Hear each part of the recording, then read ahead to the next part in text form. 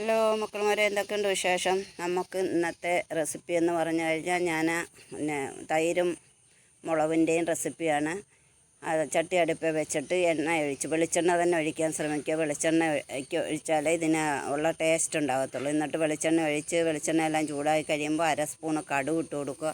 കടുവെല്ലാം നന്നായിട്ട് പൊട്ടിക്കഴിയുമ്പോൾ വേണം നമ്മൾ ഉലുവ ഇട്ട് കൊടുക്കുക. ഉലുവ ഇട്ട് ആ ഉലുവ എല്ലാം നല്ലോണം മൂത്ത് കഴിയുമ്പോഴത്തേക്ക് നമുക്ക് കൊച്ചുള്ളി ഇട്ട് കൊടുക്കുക. കൊച്ചുള്ളി എന്ന് പറഞ്ഞാൽ 10 കൊച്ചുള്ളി ഇട്ട് കൊടുക്കുക. 10 കൊച്ചുള്ളി ഇട്ട് അതെല്ലാം നന്നായിട്ട് മൂത്ത് കഴിയുമ്പോഴത്തേക്ക് നമുക്ക് പച്ചമുളക് ഇട്ട് കൊടുക്കുക. ഒരു 10-15 പച്ചമുളക് നെടുകെ ഒന്ന് കീറിയിട്ട്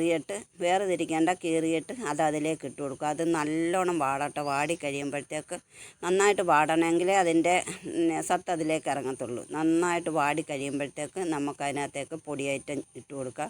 പൊടിയെന്ന് പറഞ്ഞു കഴിഞ്ഞാൽ 1/2 സ്പൂണ് മഞ്ഞൾപ്പൊടിയും 1/4 സ്പൂണ് കായപ്പൊടി, ഇത് മാത്രം മതി. ഇതിട്ടതിന് ശേഷം നന്നായിട്ട് ഇളക്കി കൊടുക്കുക. എന്നിട്ട് നമ്മൾ അതിലേക്ക് അതെല്ലാം ഒന്ന് വാടി വീണ്ടും ഒന്ന് ചൂടായി കഴിയുമ്പോഴത്തേക്ക് കരിവേപ്പില ഇട്ട് കൊടുത്ത്, കരിവേപ്പില ഇട്ട് കഴിഞ്ഞ് നമുക്ക് തൈര് അതിലേക്ക് ഒഴിച്ചു കൊടുക്കാം. തൈരെന്ന് പറഞ്ഞാൽ മിക്സിയിലൊന്ന് അടിച്ചു കൊണ്ടുവരുമോ, അടിച്ചിട്ട് ഒഴിച്ചു കൊടുക്കാം. മിക്സിയിൽ അടിച്ച് തൈര് ഒഴിച്ചു കൊടുക്കുമ്പോൾ നമ്മൾ ചൂടാക്കുമ്പോൾ അത് പിരിയത്തൊന്നുമില്ല, അത് അതുപോലെ തന്നെ നന്നായിട്ടിരിക്കും.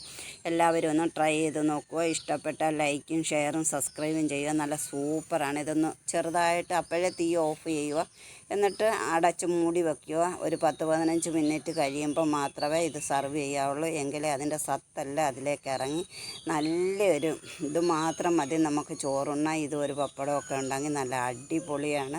അതല്ല ഒരു അച്ചാറും ഒക്കെ ഉണ്ടെങ്കിൽ നല്ല സൂപ്പറാണ്. എല്ലാവരും ഒന്ന് ട്രൈ ചെയ്ത് നോക്കണം. നല്ല സൂപ്പർ ഒരു കറിയാണ്. അപ്പോൾ എല്ലാവർക്കും ടാറ്റാ.